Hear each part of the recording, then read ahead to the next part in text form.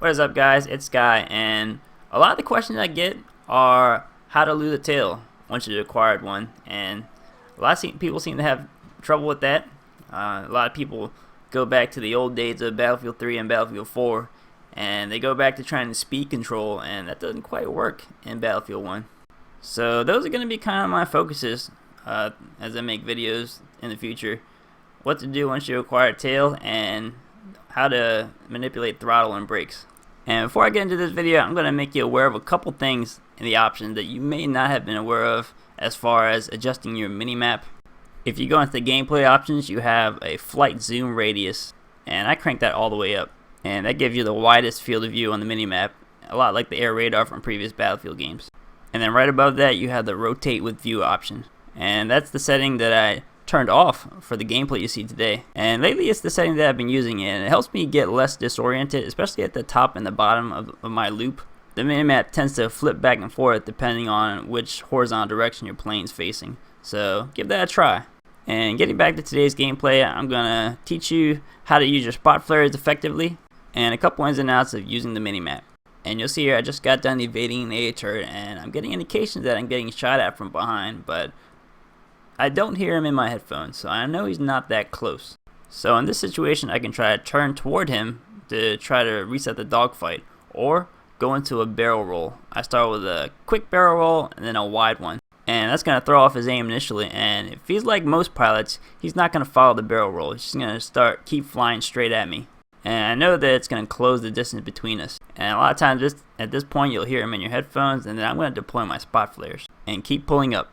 And there you go. And this is a tactic that's pretty commonly known, but a lot of people don't do it properly. They waste them because they're only used for in close quarters. The spot flares only spot the planes that are directly in their area of effect. Once they fly out of the area of effect, they're no longer spotted. Now I'm getting general indications of where he is and how close he is to me. At this point, I'm going to dive to create airspeed and try to neutralize this dogfight. I'm going to try to turn toward him, turn right into him, and turn out of view.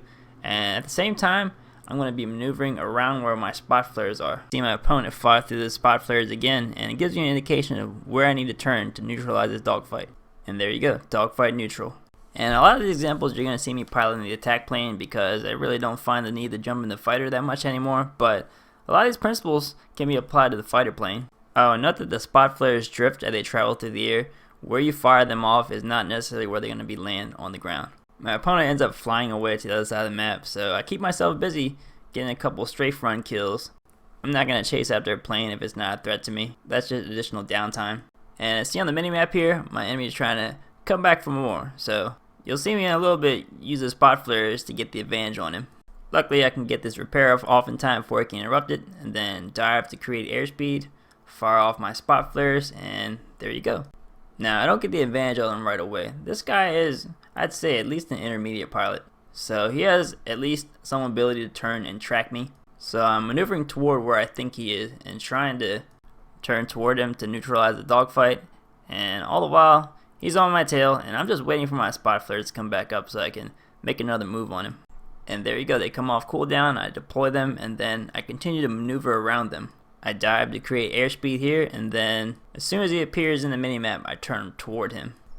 And at this point, the dogfight is neutral, but I have an idea of where he is, and I can try to make a move to cut him. I keep my elevation until I get eyes on him, and then dive down.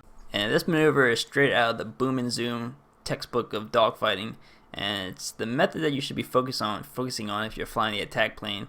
The attack plane doesn't really turn for beans. And it's also something that you can use in the fighter plane as well. I mean, the fighter plane also excels at boom and zoom, as well as turn and burn. Well guys, I hope that helped out. I'm hoping this channel kind of starts taking off a little bit. Definitely tell your friends about me and try to share my videos online. Until next time guys, I'll catch you later.